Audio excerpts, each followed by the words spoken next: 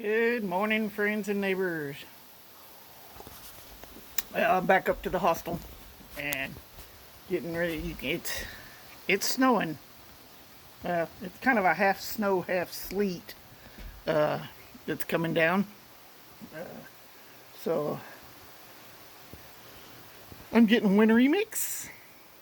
Yeah, I had some water line stuff freeze up in that big December super cold. So I've got to repair some of that and stuff. Took me 3 stores to go find all the parts for it because everybody had already bought all the parts out and stuff to fix their stuff.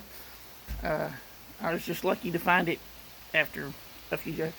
It's really weird because that's not the most accurate thermometer in the world,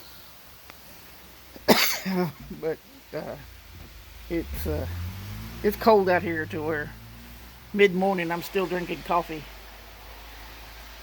because it's just one of those colds. All right, everybody. I'll give you more updates as it comes by. Everybody have fun. Hike safe.